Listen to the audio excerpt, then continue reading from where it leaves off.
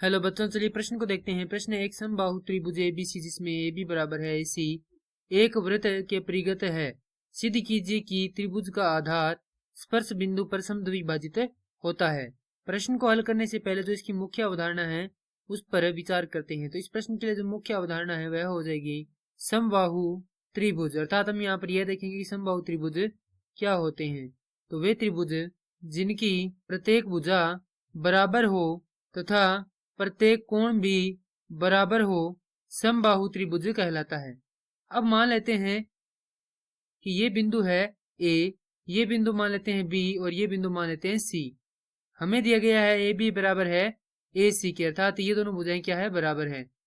हमें बताना है कि त्रिभुज का आधार स्पर्श बिंदु पर समद्विभाजित होता है, अर्थात यहाँ पर क्या है, स्पर्श बिंदु है। तो हमें बताना है कि यहाँ पर कोई बिंदु ले लेते हैं P, तो जो BP है वो किसके बराबर है, PC के बराबर है, यह हमें बताना है। तो यहाँ पर कोई बिंदु P है, यहाँ पर दोनों बिंदुओं पर ले लेते हैं हम यहाँ पर M व N, और जो वृत्त है उसका केंद्र मान लेते हैं O। और जैसा कि हम जानते हैं कि किसी एक बिंदु से वृत्त की परिधि पर दो स्पर्श रेखा खींचे तो दोनों की लंबाई बराबर होती है। और यहाँ से हम देख सकते हैं कि जो बिंदु B है वो क्या है, इस वृत्त के बाहर कोई स्थित बिंदु है जिससे हमने यहाँ पर दो स्पर्श रेखा खींची है। पहली है BM और दूसरी है BP। तो ये दोनों क्या है, आपस में बराबर होंगी। क्यों है बराबर? क्योंकि वृत्त के बाहर से एक ही बिंदु से क्या खींची गई है, दो स्पर्श रेखा खींची गई है। तो यहां से लिख सकते हैं, सबसे पहले लिखेंगे BP बराबर BM। उसके बाद उसी प्रकार से AM बराबर होगी किसके, AN के, और CN बराबर होगी किसके, CP के। तो यहाँ पर लिखेंगे AM बराबर है AN, NC बराबर है PC या CP।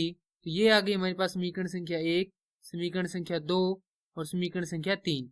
अब जैसा कि हम जानते हैं कि AB किससे मिलकर बनी है, AB मिलकर बनी है AM योग MB से, BC मिलकर बनी है BP योग PC से, और जो AC है वह मिलकर बनी है AN योग NC के।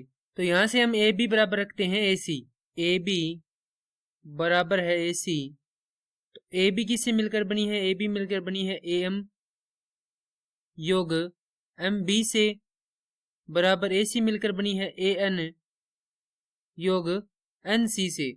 और यहां पर हमने देखा AM किसके बराबर, AN के बराबर, तो AN योग MB बराबर AN योग NC। तो AM से AN कट जाएगा, यहां पर आएगा MB बराबर है NC के।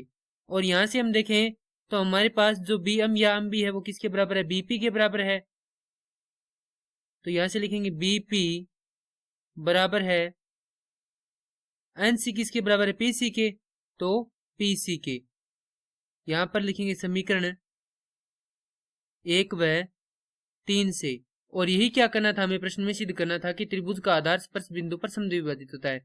तो स्पर्श बिंदु P है, अर्थात हमें सिद्ध करना था कि BP बराबर है PC के, और ये क्या कर दिया हमने यहाँ पर सिद्ध कर दिया। तो यहाँ पर लिखेंगे इति सिद्धम। मैं आशा करता हूं कि यह प्रश्न आपको समझ में आया होगा। धन्यवाद।